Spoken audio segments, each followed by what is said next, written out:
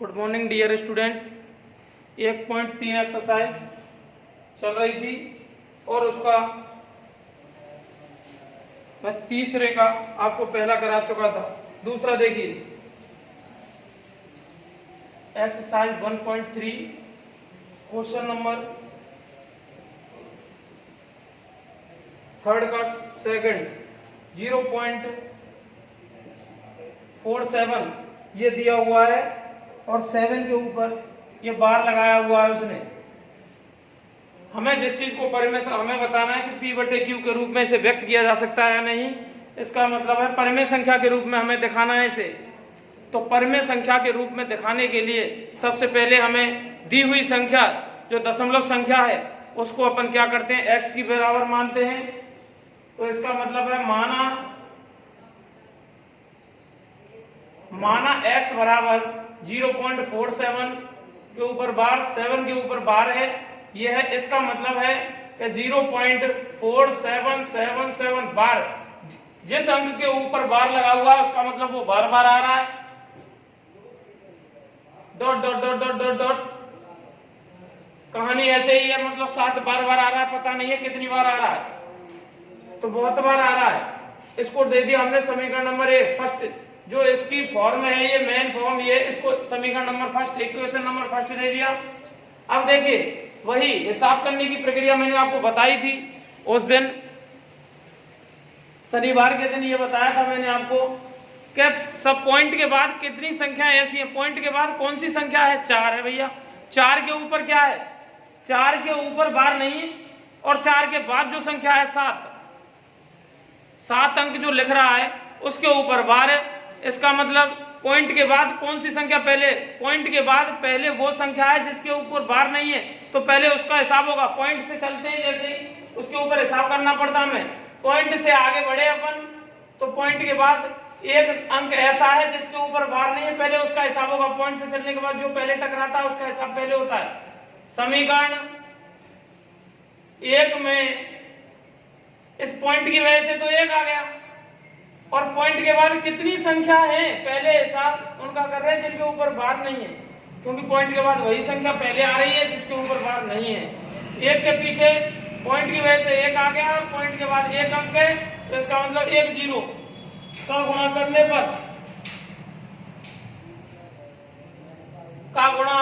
करने पर गुणा किया तो LHS में अलग गुणा करेंगे, RHS में समीकरण हमेशा संतुलित होता है। तो 10x = 10 गुणा 0.4777 dot dot dot dot dot ऐसे ही कहानी आगे बढ़ रही है।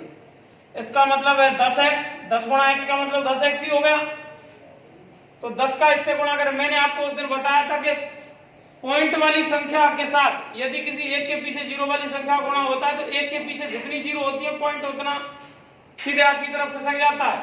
इसका मतलब 4.7777 और 7 डॉट डॉट डॉट ऐसे ही बार बार 7 7 आ रहा है। समीकरण नंबर 2। अब आगे देखिए, अभी आपने उसका हिसाब किया है किसका, जिसके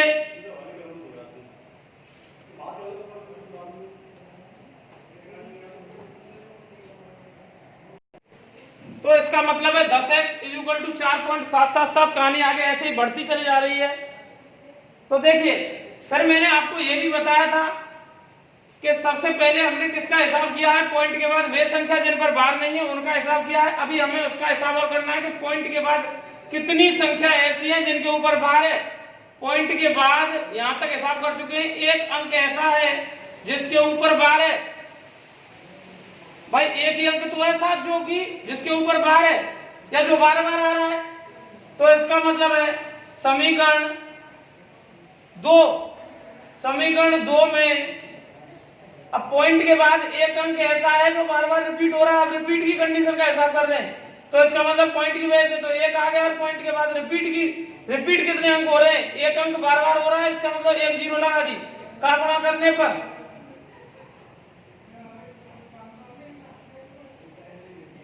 इसका गुणा किया, तो इसका मतलब 10 गुणा 10x बराबर 10 गुणा 4.777 ऐसे ही कहानी आगे बढ़ती चले जा रही है।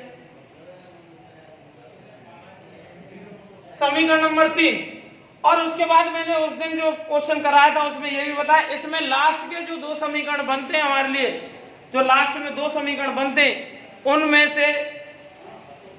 उनमें क्या करते हैं कि बड़े वाले समीकरण में से छोटे वाले समीकरण को अपन क्या करते हैं, घटाते हैं।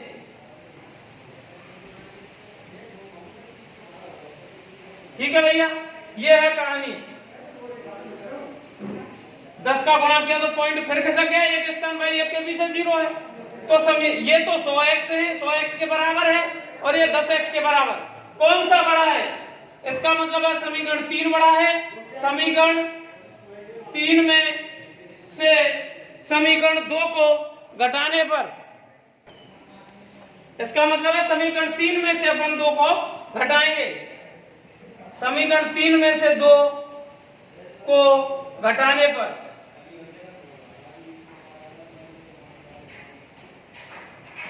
घटाएंगे तो LHS में से LHS घटेगी और RHS में से RHS घटेगी। इसका मतलब है 47.777 ऐसे ही इसमें से घट गई। कितनी बार साथ ले लो, मैंने 4 बार लिया साथ, लो आप एक और बार ले लो, क्या फर्क पड़ रहा है, बार बार और भी ले सकते हैं। -4 RHS में से RHS घटेगी 4.7777 डॉट डॉट डॉट डॉट, ये हो गई।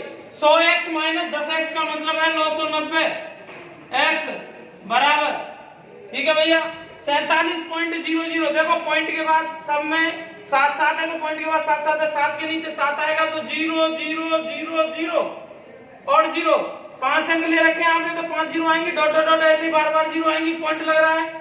उसके बाद उस पॉइंट से पहले यहाँ 47 है और यहाँ पॉइंट से पहले 4 है, तो इसका मतलब है 43। तो x इक्वल टू हो गया 43/990, ये है भैया। तो ये p/q का रूप हो गया। कटता है तो काट दो, नहीं कटता है तो कोई दिक्कत नहीं है, ठीक है, ये हो गया। अगला क्वेश्चन आप करके देख सकते हैं, ठीक है। आगे करने के लिए आपको ये 0.001 एक के ऊपर बार है ये, ठीक है।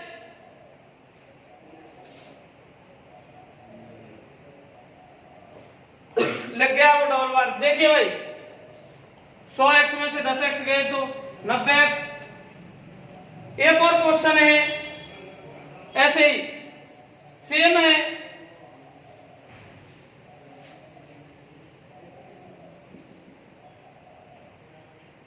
ये दे रखा है हमारे लिए क्या 0.001 इसके ऊपर बार है, ठीक है भैया। मैंने 1000 समझ के इसको घटा दिया, ठीक है ना। आप 100 में से 10x जाएंगे तो 90x बचेंगे।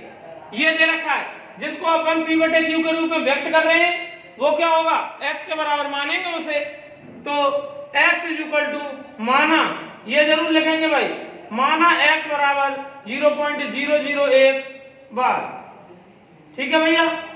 तो ये हो गया।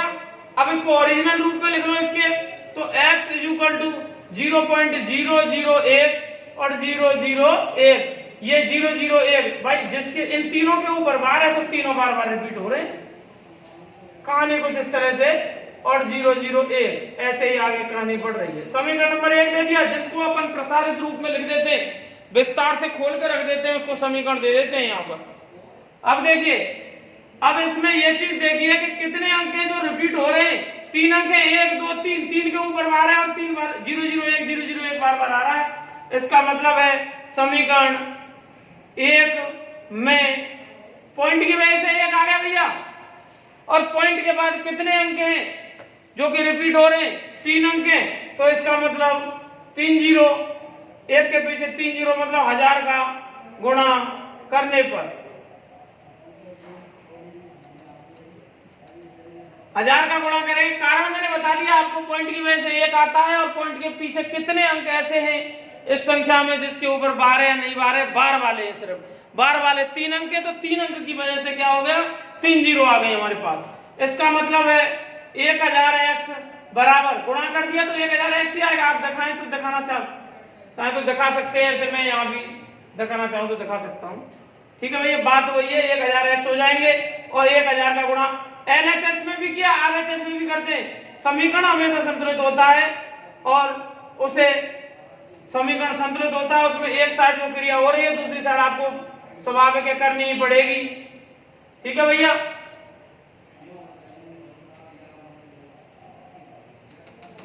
ये हो गया। इसका इनटू करेंगे तो 1000 का गुणा x से करेंगे तो 1000x इज इक्वल टू इसका गुणा, मैंने आपको फिर बताया और फिर बता रहा हूं, अब तक बताया पॉइंट के बाद पॉइंट वाली संख्या से यदि एक के पीछे जीरो वाली संख्या का गुणा करते हैं तो पॉइंट जितनी जीरो है उतने अंक सीधे हाथ की तरफ खिसक जाता है। इसका मतलब है यहां से खिसक के पॉइंट 3 अंक चला गया, 3 जीरो है 1000 में, तो 1 2 3 एक के बाद लग गया 1.001। ठीक है भैया, 001 और 001, ठीक है, और 001। ठीक है भैया, ये हो गया।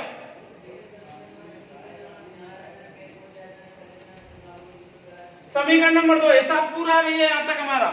इसमें बिना पॉइंट के बाद ऐसी कोई संख्या नहीं थी जिसके ऊपर बार नहीं था, पॉइंट के बाद की बात कर रहा हूं मैं। तो इसका मतलब है समीकरण कौन सा बड़ा भैया, हिसाब पूरा है, बार वाले थे, बार वाले का हिसाब कर दिया, बिना बार वाला कोई नहीं पॉइंट के बाद। इसका मतलब समीकरण 2 हमेशा बड़ा होता है, मतलब समीकरण जो लास्ट होता है उसमें से उससे सेकंड लास्ट को घटा देते हैं। इक्वेशन नंबर 2 माइनस फर्स्ट,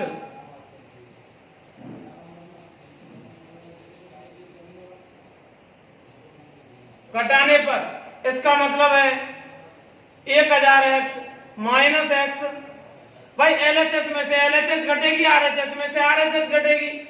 1.001 001 001 और 001 dot dot dot minus RHS में से आरएचएस घटेगी, तो इसका मतलब है 0.001 001 001। ऐसे ही है कहानी आगे की तरफ। ठीक है, बार बार घट रही है। इसका मतलब है 3 तक बहुत है, ज्यादा दिखा दो कोई फर्क नहीं पड़ता। 1000 में से 1 x गए, 1000 में से 1 x गए तो कितना बचा भैया, 999x बराबर। देखो भाई पॉइंट के बाद 001, पॉइंट के बाद 001, यही कंडीशन है, तो इसका मतलब पॉइंट के बाद तो 00 बचते ही है। ठीक है भैया, 2 और 2 4 और 2 6 और 2 8, 2 और 2 4 और 2 6 और 2 8, पॉइंट डॉट डॉट डॉट बार बार 00 आ रही है। इसका मतलब है और 1 में से 0 गया तो 1, इसका मतलब है x इज इक्वल टू 1.00 का मतलब होता है 1 और 999 उसके नीचे दे दीजिए। ये हो गया भैया p/q का रूप उसका। ठीक है, ऐसे आपने सेम है बिल्कुल। कहानी ये है कि कितने पॉइंट के बाद हैं और कितने नहीं है, यही चीज देखनी पड़ती है हमें। तो अगला क्वेश्चन देखिए, क्वेश्चन नंबर 4, 0 पॉइंट, ये भी कहानी ऐसी है 0.99999 dot dot dot dot dot. कहानी ऐसे ही आगे बढ़ रही है, को p/q के रूप में व्यक्त कीजिए। क्या आप अपने उत्तर से आश्चर्यचकित हैं? अपने अध्यापक और कक्षा, हमें तो अध्यापक सहयोगी के साथ उत्तर के साथ चर्चा करनी है इस पे। आप तो ये समझो कि 0.9999999 ऐसे चल रही है, उसको अपन को ऐसे ही हल करना है। तो इसका मतलब है क्वेश्चन नंबर 4 भी ऐसे ही हल करना है आपको।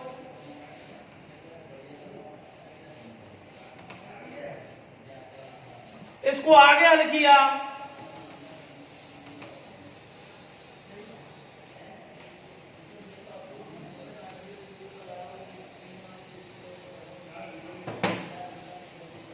ये दे रखा हमारे लिए क्वेश्चन नंबर 4 को ऐसे 0.9999 dot dot dot dot dot, इसको p/q के रूप में दर्शा के दिखाना और चर्चा भी करनी है, मतलब क्वेश्चन को हल ही करना है अपन को। तो x बराबर 0.999 और 9 डॉट डॉट डॉट, मतलब 9 के ऊपर बाहर है, 9 भाई पॉइंट के बाद रिपीट हो रहा है, हमें तो इतना ध्यान रखना है। पॉइंट के बाद कोई संख्या रिपीट होती है तो इसका मतलब है 0.9999 वही रिपीट हो रही है, 0.9 के ऊपर बार आएगा भाई, हम तो इतना जानते हैं।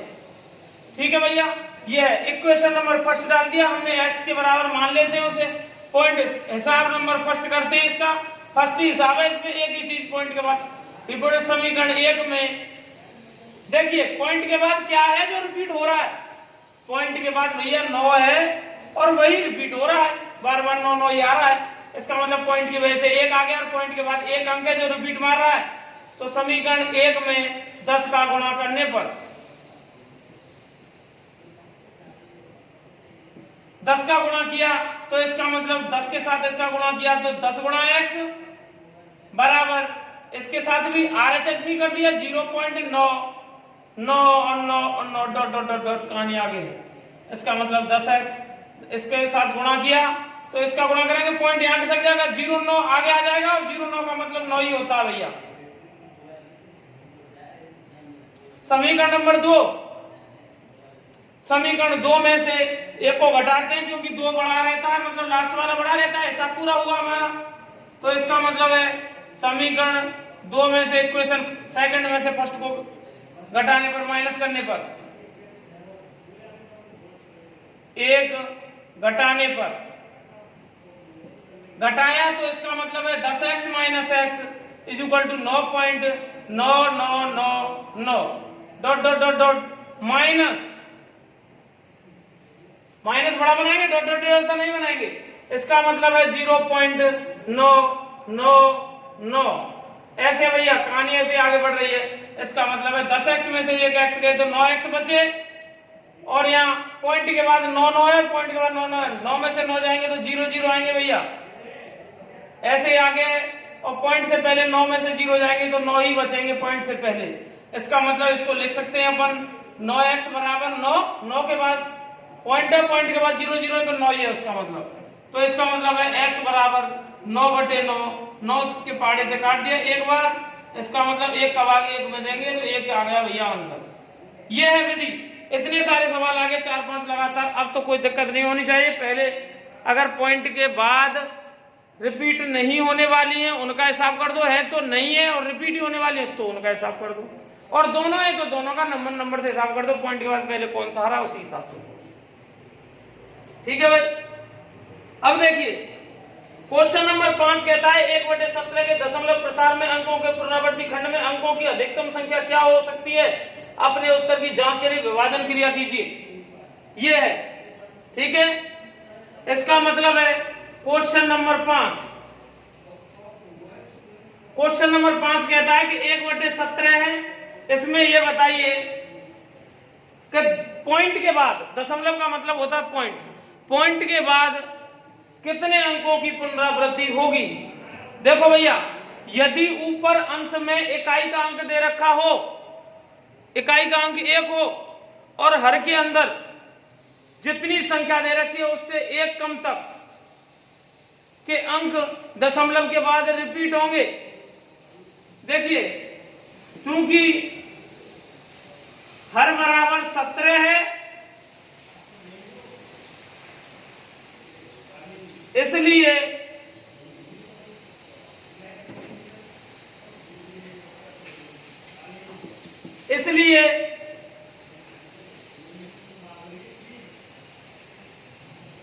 क्या पूछ रहा है दशमलव प्रसार में, इसलिए दशमलव प्रसार में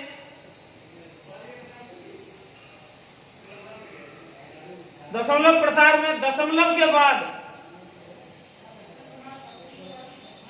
के बाद 16 अंकों, भाई 17 है तो 1 कम, 16 अंकों की पुनरावृत्ति होगी।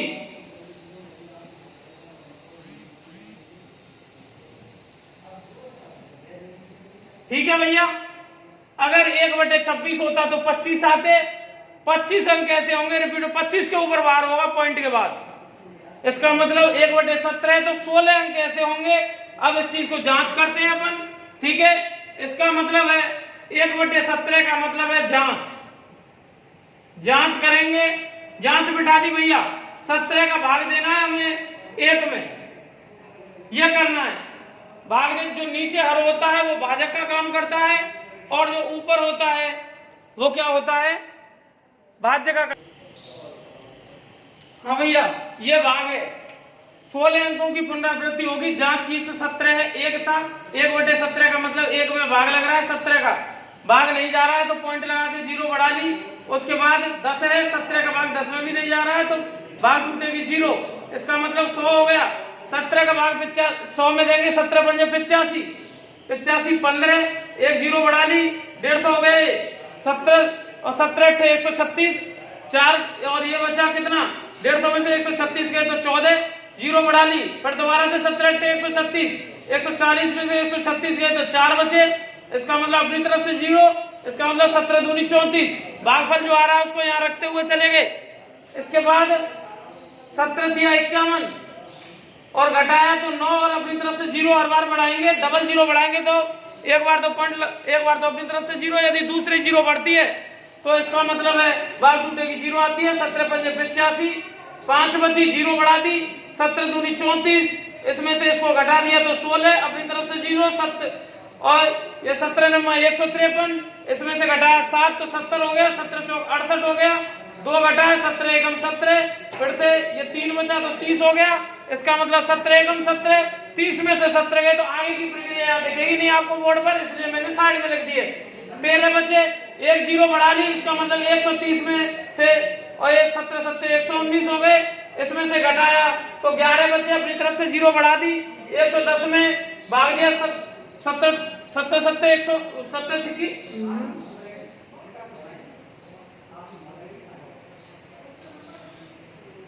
और ऐसे ही 110 में दिया तो भैया कितना हो गया,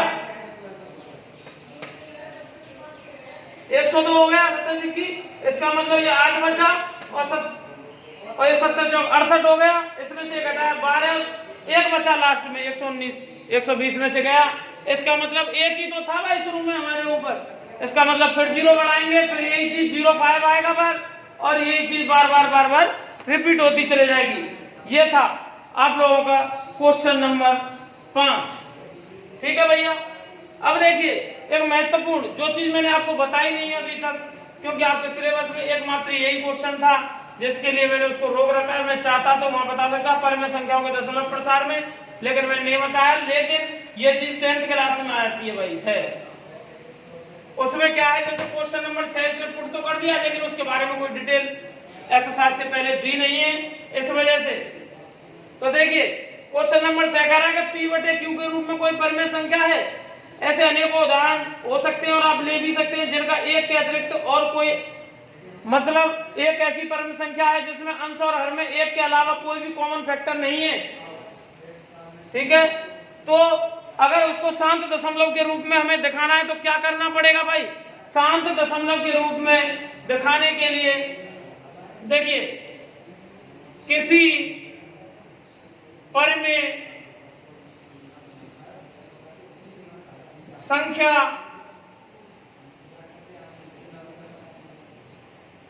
का शांत दशमलव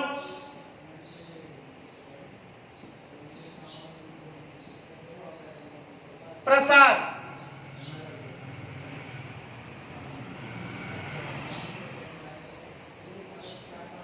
शांत दशमलव प्रसार के लिए सबसे पहला काम के लिए उसके हर में डैश, पहला गुण ये होना चाहिए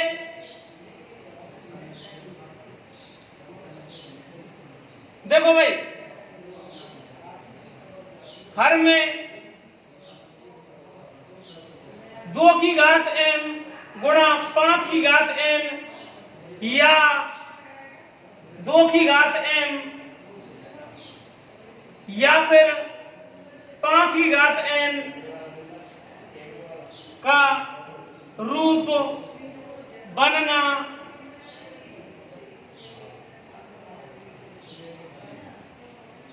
चाहिए। किसी परिमेय संख्या के शांत दशमलव प्रसार के लिए उसके हर में 2 की घात m गुणा 5 की घात n या 2 की घात n या फिर 5 की घात n का रूप बनना चाहिए, तो ही वो परिमेय संख्या शांत दशमलव होगी, नहीं तो अशांत भी हो सकती है, अनवसानी भी हो सकती है, आवृत्ति भी। भाई अनवसानी आवृत्ति जैसा कि आपने यहाँ देखा था, अनवसानी आवृत्ति है, मतलब वही चीज रिपीट हो रही है, लेकिन है तो परिमेय संख्या। तो इसका मतलब यदि कोई परिमेय संख्या और शांति की कंडीशन लेनी है हमें, तो इसका मतलब उसका क्या रूप होना चाहिए? इसका मतलब सीधा सीधा सा है, जैसे उदाहरण में लेते हैं अपन, मैं अपनी तरफ से उदाहरण ले रहा हूं।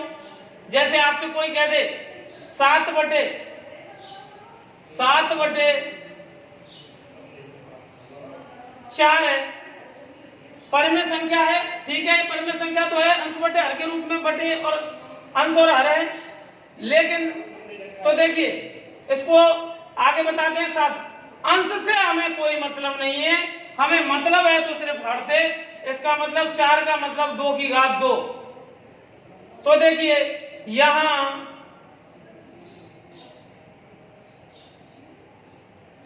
हर में 2 की घात m का रूप बनता है। क्या होता है? रूप बनता है, इसलिए शांत दशमलव है भैया, ठीक है। दूसरा उदाहरण देखिए, 7/25 है, या फिर ये मान लो आप 9/25 है। ऊपर क्या है इससे हमें कोई मतलब नहीं है, इसका मतलब 9/5 की घात या 125 है 3, ठीक है भैया। तो यहां हर में 5 की घात n का n की जगह पे कोई भी पूर्ण संख्या हो सकती है, 1 2 3 4 5 6, या m यहां लिख रहे हैं तो यहां भी m लिख सकते हैं, लेकिन इधर दोनों को एक साथ गुणांक बताएंगे तो m और n बताएंगे, ठीक है भैया। n का रूप बनता है, ठीक है भैया।